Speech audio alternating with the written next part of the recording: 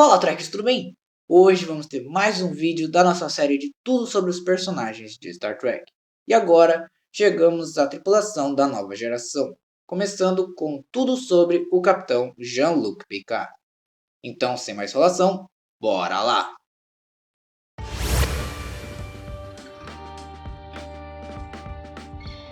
Jean-Luc Picard nasceu em Labat, França, na Terra, filho de Yvette e Maurice Picard, acho que é assim que se pronuncia, no dia 13 de julho de 2305. Ele e seu irmão mais velho, Robert, passaram a infância cuidando dos vinhedos da família com o pai. Preocupados com a preservação de seus valores familiares, Maurice e sua esposa educaram seus filhos nas antigas tradições, evitando principalmente quaisquer tecnologias supérfluas. Quando menino, Jean-Luc assistiu seu avô se transformar de uma figura poderosa e inteligente para um fragmento de homem que mal conseguia voltar para casa. Ele teve aulas de piano, mas acabou desistindo porque tinha medo de se apresentar para o público. Mais tarde na vida, ele se arrependeria de não tê-lo feito, porque sua forma de tocar costumava agradar sua mãe. Picard tinha um ótimo relacionamento com sua mãe, Yvette Picard, que costumava brincar de esconde-esconde com ele e o encorajou a olhar para as estrelas. Em algum momento, no início dos anos 2310, Yvette perdeu Jean-Luc de vista enquanto eles brincavam de esconde-esconde nos túneis sob sua casa. Depois de encontrar Jean-Luc, cujo pé ficou preso, Maurice Picard encontrou Yvette e a trancou em um quarto durante a noite para sua segurança. Yvette implorou a Jean-Luc para deixá-la sair. Ele o fez e na manhã seguinte encontrou sua mãe morta por suicídio. Mais tarde, como adulto, ele frequentemente a imaginava como uma velha, convidando-o para tomar um chá com ela e dizendo que teria uma boa e longa conversa. Um dos heróis de infância de Picard foi Dixon Hill, um detetive particular fictício que viveu no início do século XX. Um fascínio dele que o intrigou até a idade adulta foi o navio em uma garrafa. Quando menino, ele construiu modelos dirigíveis e até um modelo de cruzador de batalha promeliano. Além disso, ele foi cativado pela Fênix, a primeira nave da humanidade com capacidade de dobra, que ele admirou centenas de vezes no Smithsonian, mas nunca foi capaz de tocá-la. Na escola primária, Picard lembrava-se de cantar canções infantis como Prairie Jackson, acho que é assim que pronuncia, como seu sobrinho René. Jean-Luc escreveu um relatório premiado sobre as naves estelares na escola. Mais tarde, na vida, ele se lembra de ter lido sobre as antigas civilizações bajorianas em seu leitor da quinta série. Embora Maurice pretendesse que seus filhos trabalhassem nas vinhas, tornou-se óbvio muito cedo que Jean-Luc sabia que queria ingressar na frota estelar, algo que seu pai nunca toleraria até sua morte. Jean-Luc lembraria mais tarde que dedicou sua infância a esse fim, o que foi como pular essa idade completamente. Seu irmão notaria mais tarde que Jean-Luc sempre buscou padrões mais elevados, como se tornar presidente de sua escola e mais tarde orador da turma e até mesmo campeão atlético. Robert também estava com ciúmes de ver Picard ser o filho favorito e fugir depois de suas travessuras. Às vezes Robert tinha que intimidar seu irmão mais novo. Quando Picard entrou no jogo de pôquer com seus oficiais superiores pela primeira vez, lá em 2370, ele lembrou que na verdade ele costumava ser um grande jogador de cartas em sua juventude.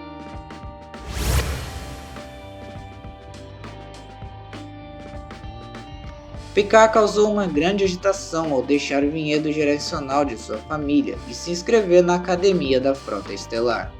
Embora ele não tenha conseguido entrar em sua primeira tentativa, Picard teve sucesso em sua segunda tentativa no ano de 2323. Posteriormente, ele se tornou um dos cadetes mais destacados de sua classe.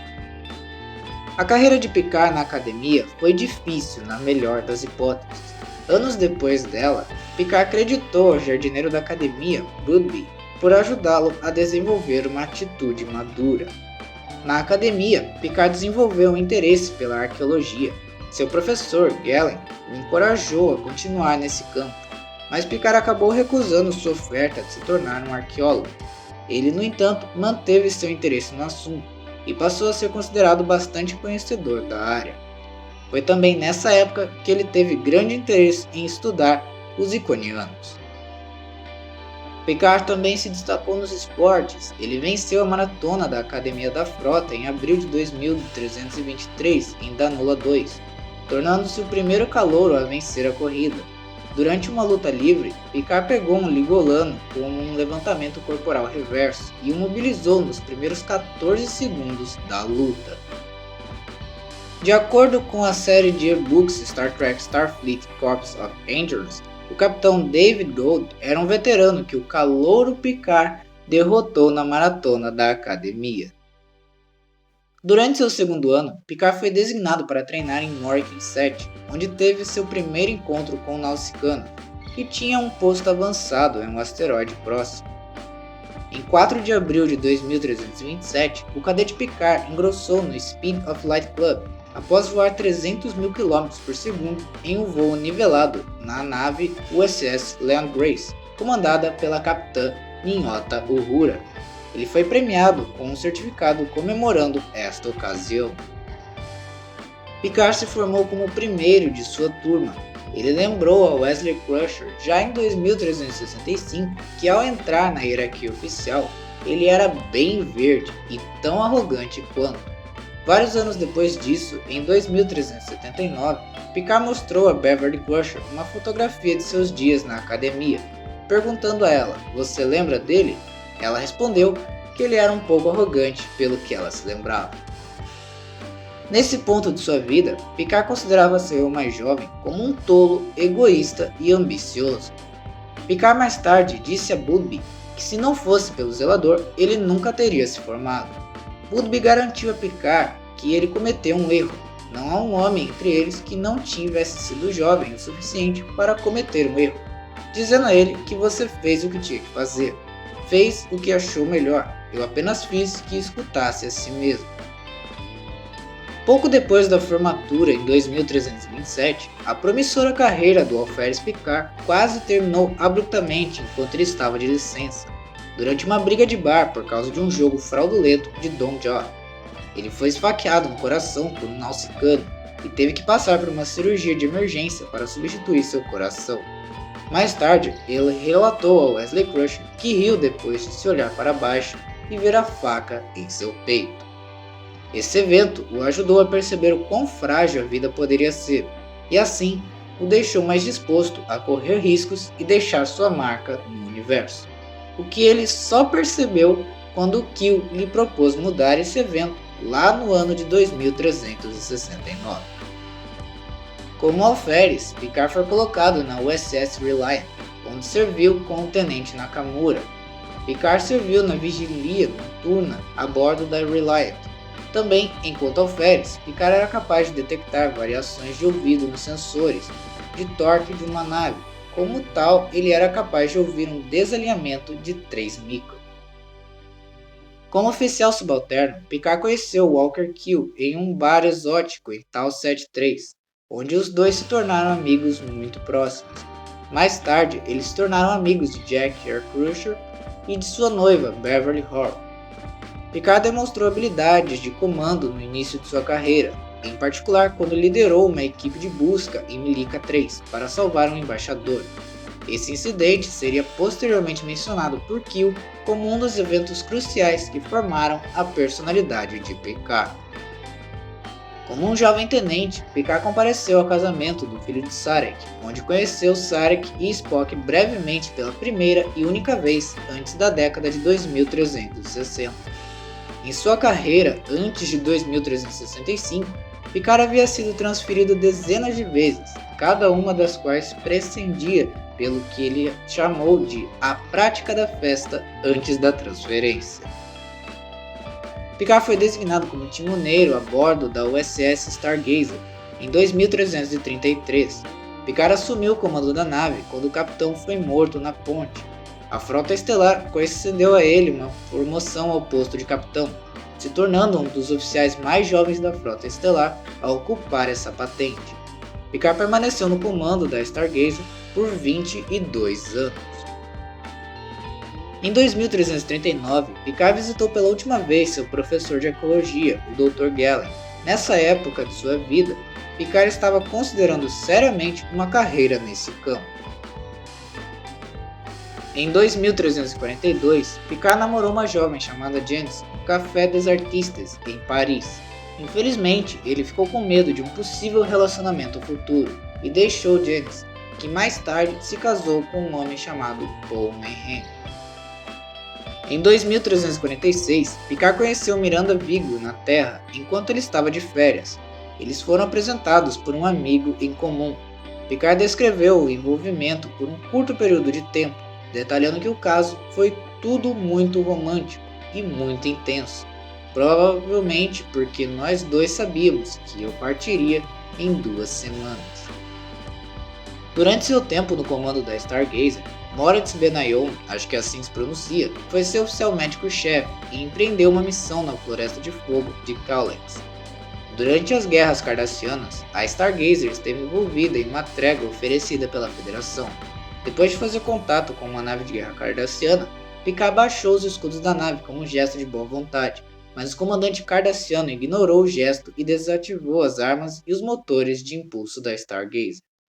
Porém, a Stargazer conseguiu se reagrupar e fugir. Em 2353, Picard estava em uma missão fora quando salvou a vida de um membro da equipe às custas de outro. Jack R. Crusher foi perdido no cumprimento do dever. Picard se encontrou com a viúva de Crusher, Beverly, na base estelar 32 para apresentar o corpo. Em 2355, a Stargazer foi seriamente danificada em uma batalha contra uma nave inimiga desconhecida, que mais tarde se descobriu ser uma nave Ferengi.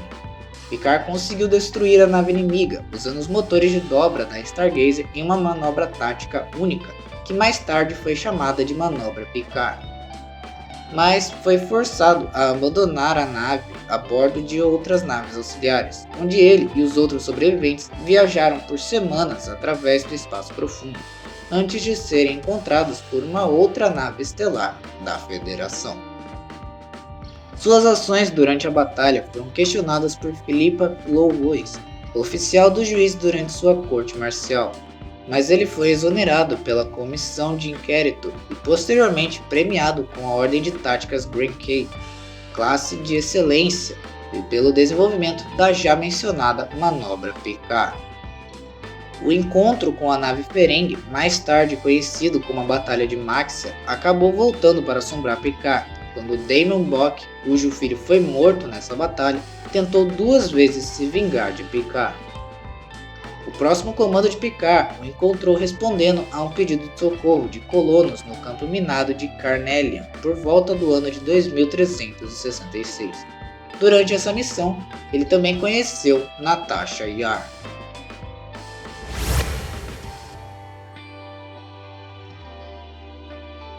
Em 2363, Picard recebeu o comando da recém-comissionada nave estelar da classe Galaxy, a USS Enterprise D, a capitania de maior prestígio da frota estelar. Ele comandou a nave capitânia por 8 anos, participando de muitas missões importantes. Entre elas estavam a derrota das invasões Borgs de 2366 e 2373, e seu comando da frota que bloqueou a fronteira Klingon-Romulana durante a Guerra Civil Klingon. Picard escolheu a dedo a maior parte de sua equipe sênior, como 2 jovens oficiais que o impressionaram o suficiente no primeiro encontro. Geordi LaForge uma vez pilotou o ônibus de inspeção de Picard e ficou acordado a noite toda para consertar uma peça do motor que Picard havia feito um comentário passageiro. E Picard testemunhou Natasha Yar, como dito antes, arriscar sua vida para salvar colonos em meio a um campo minado de Carnelian. Ele também escolheu William T. Riker como seu primeiro oficial e o promoveu a comandante sem ser visto, impressionado com o histórico de independência do jovem oficial.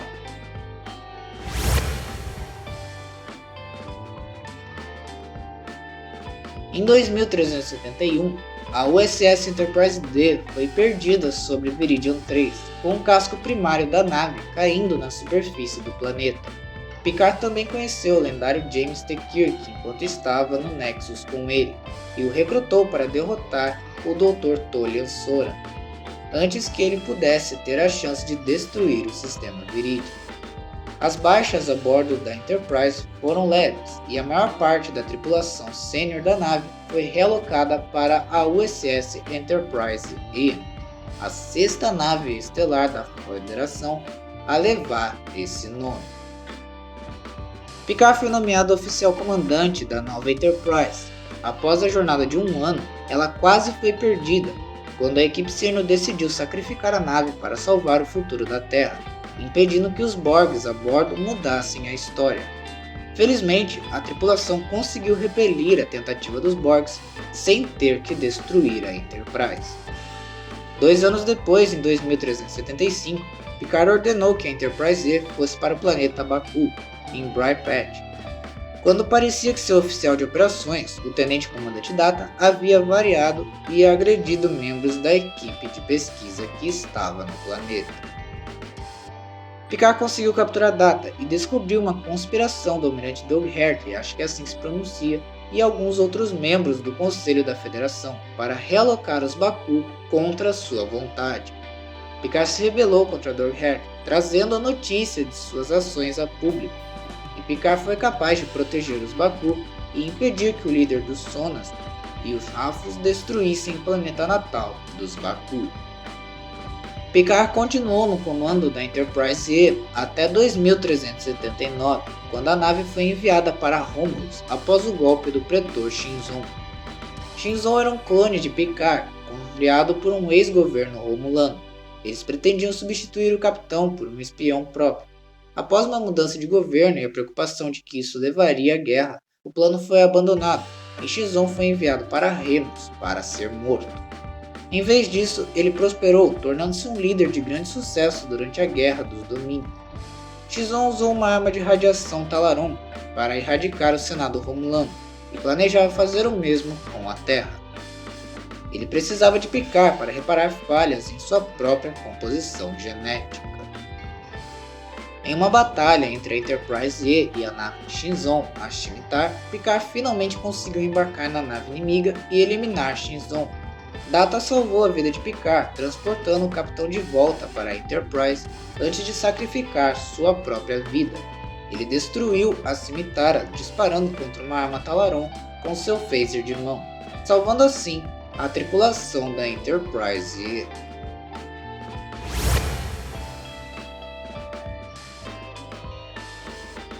Em 2381, Picard foi promovido a almirante e estava financiando substancialmente o trabalho da arqueóloga independente Petra Abernethy, como patrona da Associação de Arqueólogos Independentes.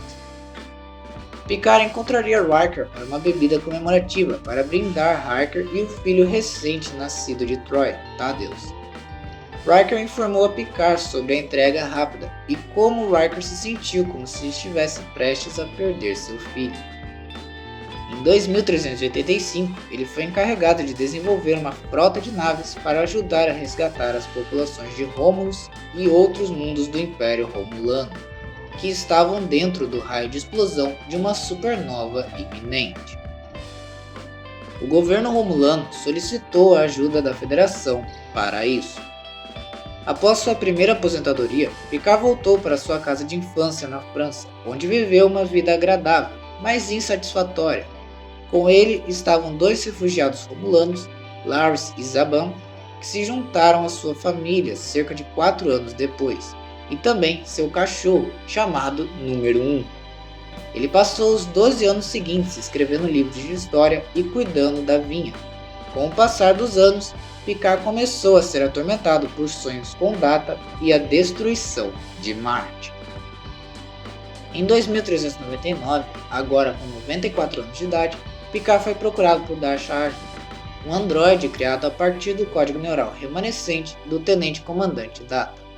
Depois de sonhar com a pintura de Data, Picard foi ao seu cofre para inspecionar uma pintura que Data lhe deu em 2369. A mulher na pintura se parecia exatamente com Data, e como Data havia chamado a pintura de filha, Picard concluiu que Dasha também devia ser uma androide. Dasha encontrou Picard fora do arquivo, onde ele explicou a ela o que havia descoberto. Eles foram perseguidos por agentes romulanos, e Dasha foi morta. Picard procurou a cibernetista doutora Agnes Jurati no Instituto de Stanford para encontrar mais informações sobre a jovem falecida. Jurati disse a ele que Bruce Maddox pode ter conseguido criar androides com base no código de Data, incluindo Dasha e uma irmã gêmea. Ao final, com uma segunda chance na vida, ele continuou com a tripulação da La Serena, observando junto com Sojiasha que, com o banimento sintético da Federação suspenso, ambos estavam livres para viajar como quisessem. Notavelmente, a rede neural do Golem não continha o defeito no lobo parietal de Picard, que acabou causando a morte de seu corpo humano. Sendo assim, um corpo androide foi construído para ser idêntico ao seu corpo humano em todos os outros aspectos, sem quaisquer habilidades físicas ou mentais aprimoradas, e tendo o mesmo tempo de vida restante que o corpo humano de Picard teria, se não fosse por seu defeito cerebral. Em 2401, Picard foi reintegrado como almirante na Frota Estelar e nomeado chanceler da Academia da Frota. Ele também continuou a administrar o Château de Picard. Nessa época, Laris, refugiada remulana a seu serviço, manifestou seus sentimentos de afeto. Apesar de claramente ter sentimentos românticos por ela, o senso de dever de Picard o deixou incapaz de retribuir. Quando Picard sugeriu que nada deveria mudar entre eles após sua confissão, Lars respondeu que lamentar seria estranho. Ela era velha demais para ser estranha. Pouco depois de dar a declaração de abertura na Academia da Frota Estelar, Picard foi visitado pela almirante da frota, Sally Whitley, em um assunto muito delicado. Whitley explicou que uma anomalia espacial apareceu no espaço e causou um grande pico na radiação temporal e começou a transmiti-la. Ela reproduziu a transmissão inicial distorcida e depois a filtrou. A mensagem era o seguinte: nos ajude, Picard. Whitley explicou que a transmissão se enquadrava no artigo 15, um pedido para ingressar na Federação, e aparentemente eles só queriam falar com Picard sobre isso. Ela estendeu uma insígnia para ele, que ele aceitou relutantemente. Picard embarcou na USS Stargazer, agora sob o comando de Rios, a fim de iniciar contato com a anomalia. Quando não houve resposta ao seu chamado, ele tentou novamente, apenas para ouvir uma legião de vozes pronunciar seu nome. Picos de energia fizeram com que os consoles e a tela de exibições falhassem, e algo começasse a emergir da fenda. Rios imediatamente ativou o alerta vermelho e ordenou que o leme desse distância. Uma enorme nave passou pela fenda e emitiu uma gigantesca onda de choque. Logo ficou claro que a nave era Borg. Enquanto Picard e os outros debatiam se os Borgs deveriam ser confiáveis, a Rainha Borg, coberta por uma armadura metálica, chegou a Stargazer e passou a assumir o controle da nave. A fim de impedir que a Rainha Borg assumisse o controle da nave, Picard pediu que a nave se autodestruísse. Após isso, de repente, Picard se viu em uma linha do tempo alternativa, onde a Federação havia sido substituída por uma confederação militarista da Terra, cujo objetivo era eliminar todas as outras formas de vida na galáxia. Ele foi então visitado por Q, que lembrou Picard sobre as palavras que ele disse a ele quando eles se separaram: o julgamento nunca termina. Q lembrou Picard sobre como ele havia falado sobre segundas chances e disse a ele que agora estava no fim da estrada não percorrida. No final das contas, todo o cenário foi o esforço de Q para ajudar Jean-Luc a lidar com o trauma do suicídio de sua mãe quando ele era criança. A linha do tempo então foi restaurada e Q enviou o grupo, menos Rios, que optou por ficar no ano de 2024. De volta a Stargazer, pouco antes de Picard pedir a autodestruição, ele rapidamente percebeu que a misteriosa Rainha Borg era Agnes, que havia sido assimilada pela Rainha justamente no ano de 2024. Sua intenção não era maliciosa, era apenas alertar a Federação sobre a ameaça real que a anomalia representava. Embora a Rainha soubesse como a anomalia poderia ser defendida, ela não conhecia a natureza da ameaça. e pediu uma adesão provisória à Federação para que ela pudesse ser a guardiã do portal. Mais tarde, naquele ano, Picard se aposentou da Frota Estelar novamente e fez os preparativos para acompanhar Laris a Chaltok 4, onde ela estabeleceria segurança diplomática. O plano mudou quando ele recebeu uma mensagem criptografada da Dra. Crusher pedindo sua ajuda. Posteriormente, Picard se reuniu com sua antiga tripulação de comando na USS Titan A e descobriu que Jack Crusher, o alvo de Vedic, e uma facção desonesta dos Changelings, era na verdade seu filho. Vedic roubou o corpo de Picard de onde estava armazenado na estação Daystrom para extrair uma parte de seu cérebro. Por fim, seu corpo foi destruído junto com o de Stirk. Após a derrota de Vedic, foi descoberto que enquanto Picard era Locutus dos Borgs, ele havia sido geneticamente alterado para ser um receptor Borg, o que resultou em Picard ser capaz de ouvir a coletividade Borg mesmo sem nenhum implante. Isso foi diagnosticado erroneamente como síndrome de Romilly, acho que é assim que pronuncia, e foi o que realmente o matou. Jack herdou essa anomalia genética de Picard, mas se tornou um transmissor capaz de se comunicar com a coletividade. Os Changelings usaram a anomalidade extraída do corpo original de Picard para permitir que os Borgs assumissem o controle da Frota Estelar e iniciassem a assimilação da Federação, praticamente sem oposição. Com a Titan A caindo sob o controle dos Borgs, Picard, Riker, Worf, Data, Diana, Beverly e LaForge se retiraram para o Museu da Frota, onde LaForge revelou que secretamente passou os últimos 20 anos reconstruindo a USS Enterprise D. A seção disco foi recuperada de Viridian 3 após sua destruição.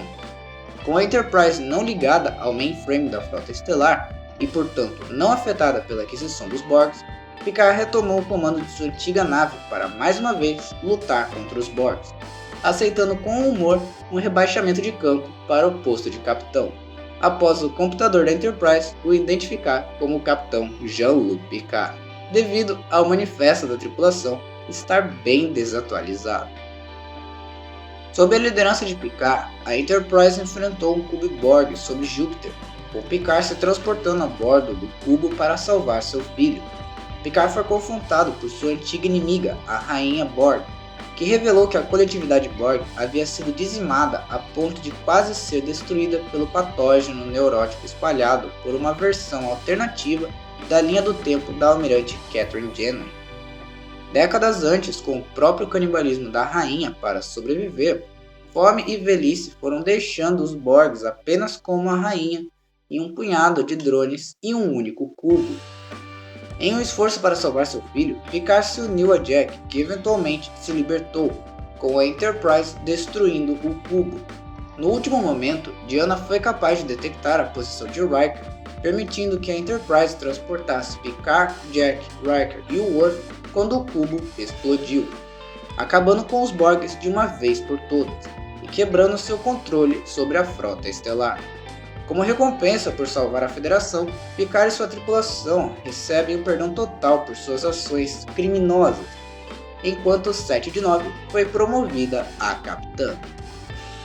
Um ano depois, Picard e LaForge devolveram a Enterprise D ao Museu da Frota, e Picard, tendo retornado à sua aposentadoria, desfrutou de uma bebida e de um jogo de poker com sua antiga equipe de comando. Picard também acompanhou Jack, agora um alferes da Frota Estelar, em sua primeira missão na rebatizada USS Titan, que agora é a Enterprise G, renomeada em homenagem a Picard e sua tripulação de comando. Enquanto estava na Enterprise G, Jack foi visitado por Q, que revelou que, embora o julgamento na humanidade tivesse acabado para Picard, ele havia apenas começado para Jack. Então é isso, Treks. Esse foi bem longo. Espero que vocês tenham gostado. Deixe seu like, se inscreva no canal para mais vídeos como esse e compartilhe o vídeo para os seus amigos fãs de Star Trek. Tem aqui o último vídeo que eu postei e a playlist dessa série de tudo sobre os personagens. Clique em qualquer um deles aí para você continuar assistindo. Valeu e vida longa e próspera.